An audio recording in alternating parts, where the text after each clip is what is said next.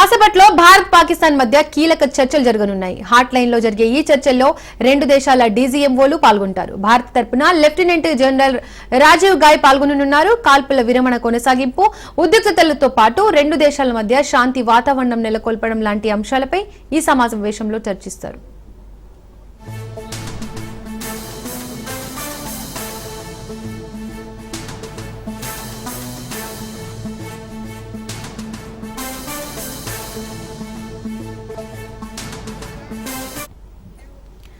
సమావేశంలో భాగంగా పాక్ రెచ్చగొట్టే చర్యల గురించి డీజీఎంఓలు చర్చించే అవకాశం కనబడుతోంది. అదేవిధంగా ఉగ్రవాదుల అప్పగింత అంశాన్ని భారత్ ప్రస్తావించనున్నట్లు సమాచారం. మరోవైపు ఎలాంటి షరతులు లేకుండా చర్చలు జరగాలంటోంది భారత్. అటు పాకిస్తాన్ ఏమో కాల్పుల విరమణకు ప్రాధాన్యత ఇస్తామని చెబుతోంది.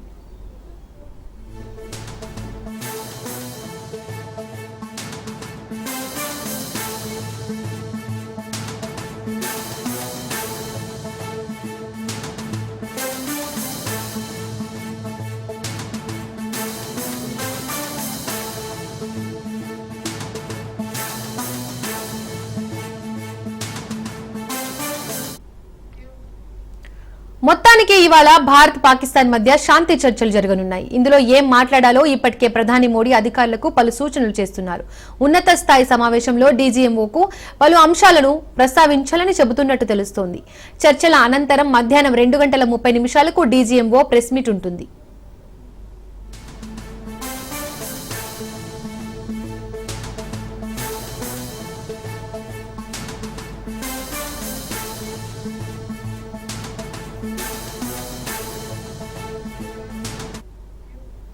ఇక కాల్పుల విరమణ ఒప్పందం తర్వాత కూడా పాకిస్తాన్ ఆర్మీ కాల్పులు జరపడంతో పాటు డ్రోన్ దాడులకు యత్నించింది. ఈ అంశంపై ప్రధానంగా చర్చించే అవకాశం ఉంది. అంతేకాకుండా సింధు జలాల అంశం కూడా ఈ సమావేశంలో ప్రస్తావనకు రానుంది. వీటితో పాటు తీవ్రవాదానికి మద్దతివ్వడం ఆపాలని భారత్ పాకిస్తాన్ ను గట్టిగా హెచ్చరించే అవకాశం ఉన్నట్టు తెలుస్తోంది. ఈ చర్చల తర్వాత భారత్ ఎలాంటి నిర్ణయం తీసుకుంటుందనేది ఆసక్తికరంగా మారింది.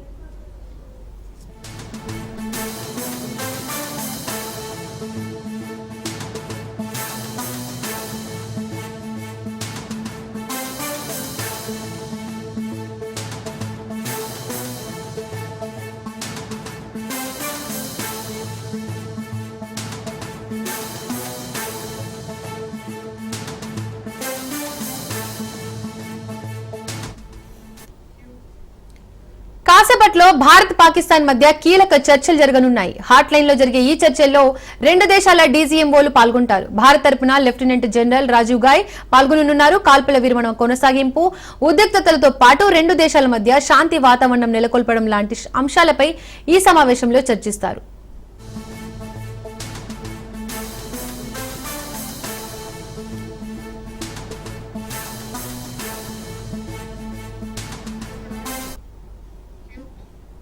సమావేశంలో భాగంగా పాక్ రెచ్చగొట్టే చర్యల గురించి డీజీఎంఓలు చర్చించే అవకాశం కనబడుతోంది. అదేవిధంగా ఉగ్రవాదుల అప్పగింత అంశాన్ని భారత్ ప్రస్తావించనున్నట్లు సమాచారం. మరోవైపు ఎలాంటి షరతులు లేకుండా చర్చలు జరగాలంటోంది భారత్. అటు పాకిస్తాన్ ఏమో కాల్పుల విరమణకు ప్రాధాన్యత ఇస్తామని చెబుతోంది.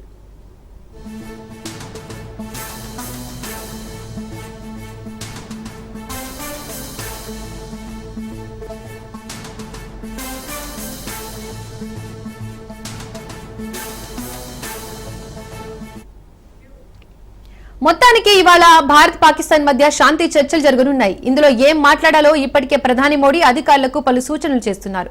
ఉన్నత స్థాయి సమావేశంలో డీజీఎంఓకు పలు అంశాలను ప్రస్తావించాలని చెబుతున్నట్లు తెలుస్తోంది. చర్చల అనంతరం మధ్యాహ్నం 2:30 డీజీఎంఓ ప్రెస్ మీట్ ఉంటుంది.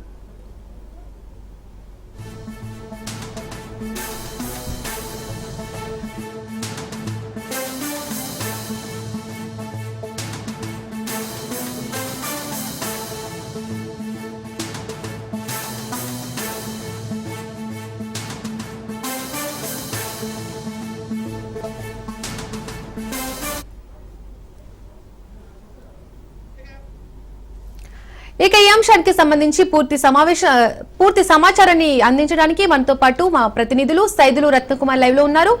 సైదులు, మీరు చెప్పండి.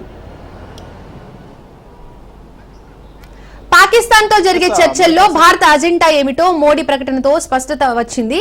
ఈ నేపథ్యంలో ఇక పాక్ వైఖరి ఎలా ఉండబోతుంది? పీఓకే విషయంలోనూ ఉగ్రవాదుల అప్పగింత అంశంలోనూ భారత డిమాండ్లను పాక్ పాలకులు అంగీకరిస్తారా?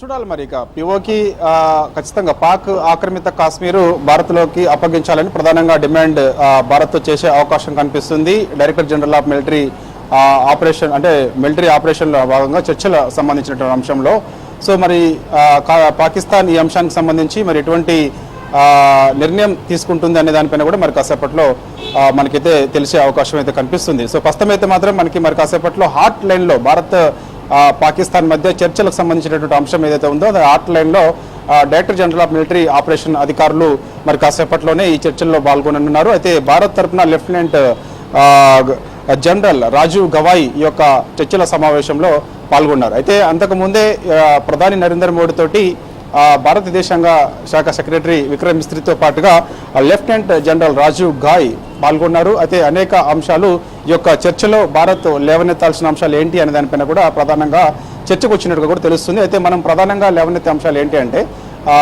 ఈ యొక్క డీజీఎంఓల సమావేశంలో సో ఒకటి పిఓకేని అంటే పాక్ ఆక్రమిత కాశ్మీర్ని ఖచ్చితంగా భారత్కు అప్పగించాల్సిందే అనేది ప్రధాన మన డిమాండ్.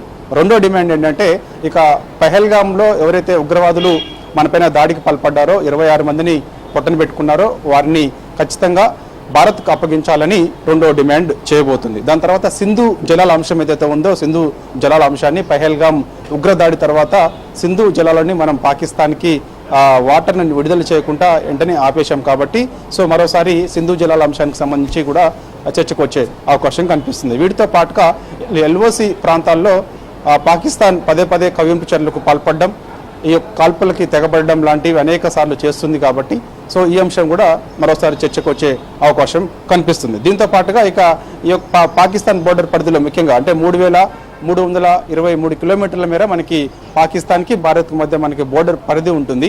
సో ఈ 3,323 కిలోమీటర్ల పరిధిలో పాకిస్తాన్ అనేక సార్లు భారత్ వైపున జనావాసాలను టార్గెట్గా చేసుకొని కాల్పులకి తెగబడుతుంది. వాటిని ఎప్పటికప్పుడు భారత్ తిప్పుకొట్టిన సందర్భాలు కూడా అనేకం ఉన్నాయి. కానీ పాక్ వక్ర బుద్ధి మాత్రం మారడం లేదు. పాక్ కుక్కతోక వంకర అన్నట్టుగా పాకిస్తాన్ వ్యవహార శైలి పదే పదే అదే విధంగా ఉన్నది కాబట్టి సో ఇలాంటి అంశాలు కూడా ప్రధానంగా చర్చకు వచ్చే అవకాశం కనిపిస్తుంది. దాంతో పాటుగా ఇక మొన్న జరిగినటువంటి దాడి ఏదైతే ఉందో మనం భారత్ ఏమో ఇటు ఉగ్రవాదులను టార్గెట్గా చేసుకొని ఉగ్ర స్థావరాలను టార్గెట్గా చేసుకొని గుర్తించి వాటిలో ఆ ప్లేస్లలో దాడులు చేశాం.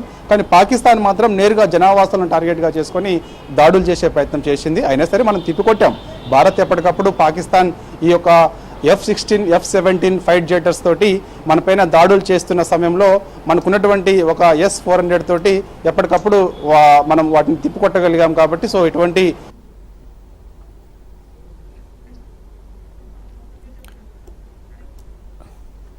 ఓకే రత్నకుమార్ మీరు చెప్పండి, ఒకవేళ పాకిస్తాన్ మన డిమాండ్లకు అంగీకరించని పక్షంలో ఆపరేషన్ సింధూర్ ఏ మలుపు తిరుగుతుంది?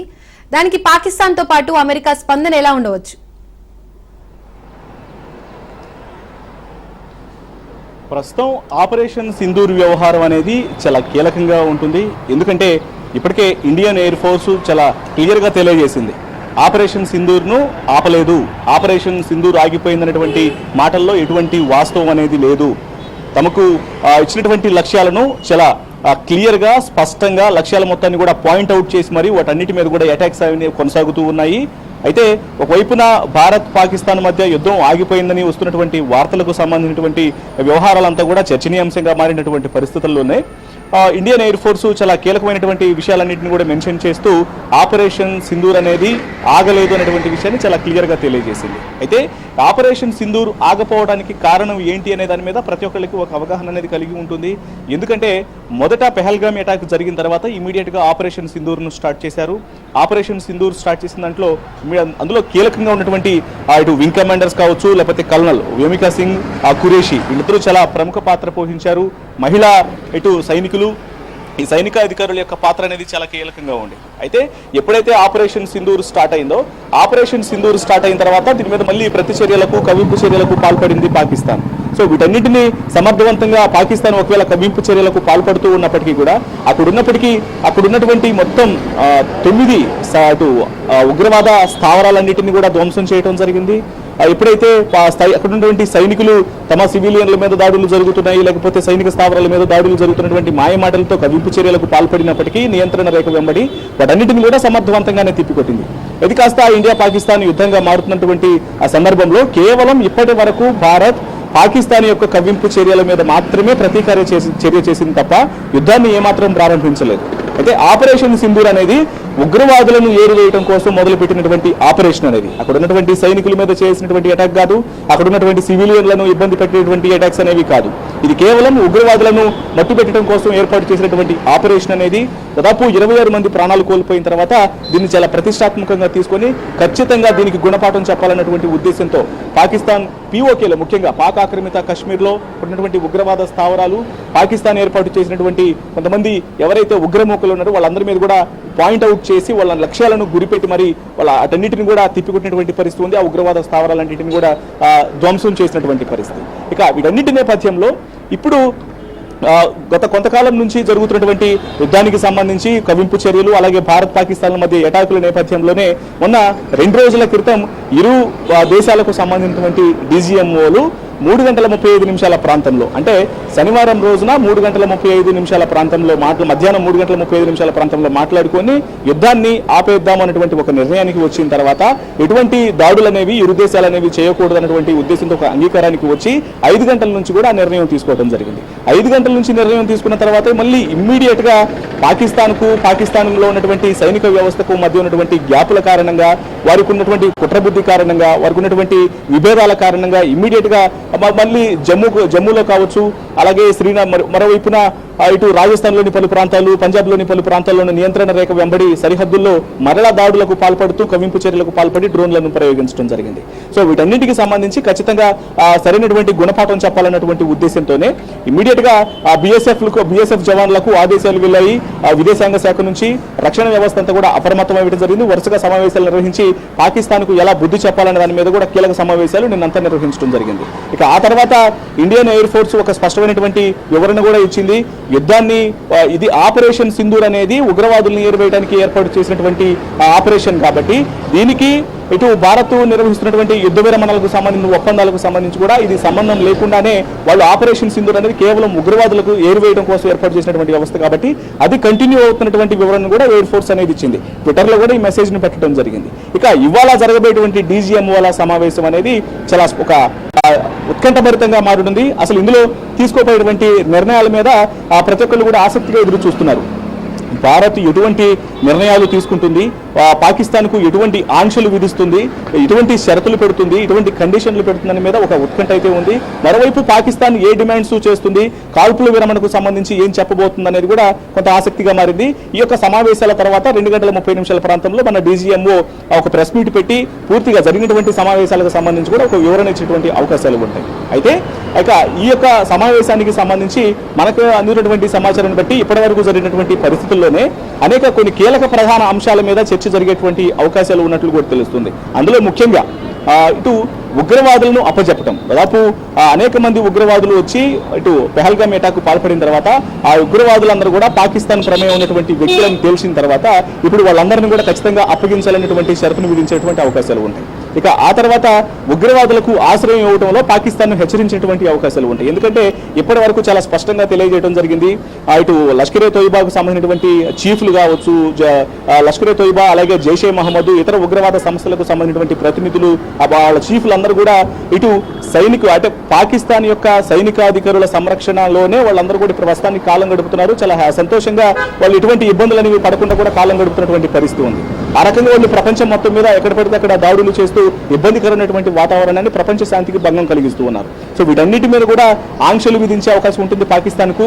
ఎటువంటి ఉగ్రవాద ప్రేరేపితాలు ఉగ్రవాదులకు ఆశ్రయం ఇవ్వద్దు అనేటువంటి విషయాలన్నిటికీ సంబంధించి కూడా రెస్ట్రిక్షన్స్ విధించే అవకాశాలు ఉన్నాయి. ఒక మరోవైపు సింధు జలాలకు సంబంధించి ఖచ్చితంగా పాకిస్తాన్ ఈ విషయాన్ని దృష్టికి తీసుకొచ్చే అవకాశం ఉంటుంది. ఎందుకంటే సింధు జలాలను ఆపివేయడం కారణంగా అక్కడ సింధు జలాలు వచ్చేటువంటి సింధు జలాలకు సంబంధించి కావచ్చు, జీలం నదిని కావచ్చు, అక్కడ వచ్చేటువంటి వాటర్ మొత్తం కూడా పాకిస్తాన్ లోకి వెళ్లకుండా ఇప్పటికే డ్యామ్ల ద్వారాను పలు బ్యారేజ్ల ద్వారాను ఎక్కడికక్కడ రెస్ట్రిక్షన్స్ విధించినటువంటి నేపథ్యంలోనే వీటి మీద పాకిస్తాన్ మాట్లాడే అవకాశాలు ఉంటాయి. తమకు కొంత వాటిని అందించేటువంటి ప్రయత్నం చేయాలి, కొంత నదీ జలాలను బిగించొద్దు, రెస్ట్రిక్ట్ చేయొద్దనేటువంటి విషయాన్ని కూడా ముందు పెట్టే అవకాశం ఉంది. కానీ భారత్ చాలా క్లియర్గా ఈ విషయాన్ని ఎటువంటి షరతులు అనేవి లేకుండా కేవలం కాల్పుల విరమణ మీద మాత్రమే మాట్లాడేటువంటి అవకాశాలు చాలా క్లియర్ గా ఉంటాయి. ఒకటి ఉగ్రవాదుల ఏరువేతకు సంబంధించి, ఉగ్రవాదులకు ఆశ్రయం ఇవ్వకుండా ఉండటానికి సంబంధించి కావచ్చు.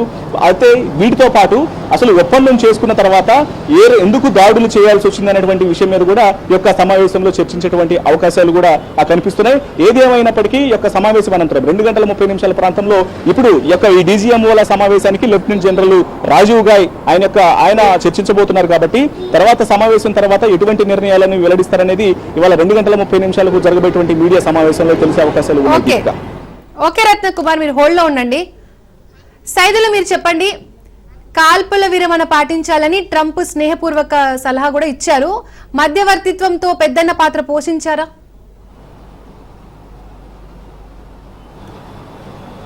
అది మధ్యవర్తిత్వం వహిస్తున్నానని స్వయంగా అమెరికా అధ్యక్షుడు డొనాల్డ్ ట్రంప్ చెప్పారు. కానీ ఆయన మరి చెప్పిన 4 గంటల వ్యవధిలోనే పాకిస్తాన్ కవింపు చర్యలకు పాల్పడింది, పాకిస్తాన్ కాల్పులకి తెగబడింది. మరి దీనికి ఏం సమాధానం చెప్తారు డొనాల్డ్ ట్రంప్? మరిగా చూడాలి. ఎందుకంటే యావత్ ప్రపంచం మొత్తం కూడా పాకిస్తాన్ భారత్ మధ్య జరుగుతున్నటువంటి యుద్ధం ఏదైతే ఉందో అది ఎందుకు జరుగుతుంది ఏంటి అనేది అందరూ చూస్తూ వస్తున్నారు. అంటే ఎందుకు పెహల్గాం ఉగ్రదాడి తర్వాత ఖచ్చితంగా ప్రతీకార చర్య తీసుకుంటామని ప్రధాని మోడీ హెచ్చరించారు. దానిలో భాగంగా పాకిస్తాన్లో ఉన్నటువంటి ఉగ్ర స్థావరాలను టార్గెట్గా చేసుకొని భారత్ దాడి చేస్తుందని ప్రపంచ దేశాలన్నీ కూడా మన వైపు చూశాయి. కానీ జరుగుతున్నటువంటి యుద్ధం ఏదైతే ఉందో మే 7 నుంచి ఆ సమయంలో అమెరికా అధ్యక్షుడు డొనాల్డ్ ట్రంప్ స్వయంగా నేను ఇటు భారత్ పాకిస్తాన్ సంబంధించినటువంటి విదేశాంగ శాఖ మంత్రులతో మాట్లాడుతూ వస్తున్నాను. సో నేను మాట్లాడిన తర్వాత మధ్యవర్తిత్వం వహించిన తర్వాత 2 దేశాలు కూడా సీజ్ ఫైరింగ్ ఉల్లంఘనలో భాగంగా కట్టుబడి ఉంటామని ప్రకటన చేశాయి. ఇది చాలా సంతోషదగ్గ విషయమని ఆయన చెప్పుకొచ్చారు. స్వయంగా తన ఎక్స్ ఖాతాలోనే పోస్ట్ చేశారు. ఫస్ట్ అసలు అది ఎవరు నమ్మలే, అది ఫేకా ఏంటని అన్నట్టు భావించారు.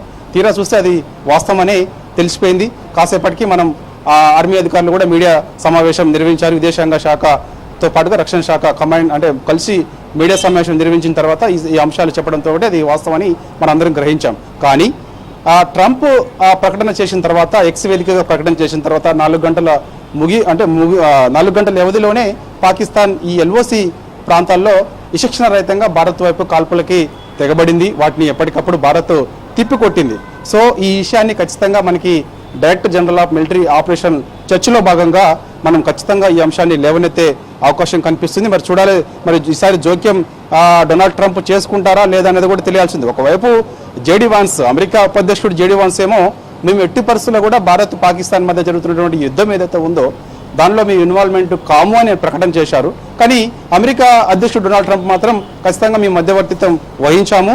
సో 2 దేశాలు కూడా ఆ సీజ్ ఫైరింగ్ ఉల్లంఘనలో భాగంగా కట్టుబడి ఉంటామని ప్రకటన చేశాయి, సంతోషమని ఆయన చెప్పారు. మరి ఇప్పుడు పాకిస్తాన్ కవింపు చర్యలకు పాల్పడింది, పాకిస్తాన్ భారత్ వైపు కాల్పులకి తెగబడింది. అంటే ఎక్కడ ఆస్తి నష్టం, ప్రాణ నష్టం జరగలేదు. కానీ మరి ఈ చర్యల్లో భాగంగా ఏ విధంగా మరి అమెరికా స్పందిస్తుంది అనేది కూడా, అమెరికా అధ్యక్షుడు డొనాల్డ్ ట్రంప్ ఏ విధంగా స్పందిస్తారన్నది కూడా మనం చూడాల్సిన అవసరం ఉంది. సో మరి కాసేపట్లో చాలా కీలకమైన సమావేశం మనకి హాట్ లైన్లో జరగబోతుంది. 2 దేశాలకు సంబంధించినటువంటి డీజీఎంఓల సమావేశం జరగబోతుంది. కాబట్టి సో ఈ అంశం మనం ఖచ్చితంగా ఆ యొక్క చర్చల్లో భాగంగా లేవనెత్తే అవకాశం ఉంది. కాబట్టి చూడాలి. మరి ఇక సీజ్ ఫైరింగ్ ఉల్లంఘనలో భాగంగా కట్టుబడి ఉంటామని ప్రకటన చేసినటువంటి పాకిస్తాను మరి ఎందుకు ఆ రోజు మన వైపు కల్పలకు తెగబడిందనే అంశానికి సంబంధించి భారత్ ఖచ్చితంగా ప్రశ్న వేస్తుంది. దానికి పాకిస్తాన్ డీజీఎంఓ ఏం సమాధానం చెప్తారనేది కూడా మనం ఖచ్చితంగా యావత్ ప్రపంచం మొత్తం కూడా ఎదురు చూస్తుంది. Okay, thank you Saidulu, thank you Ratna Kumar.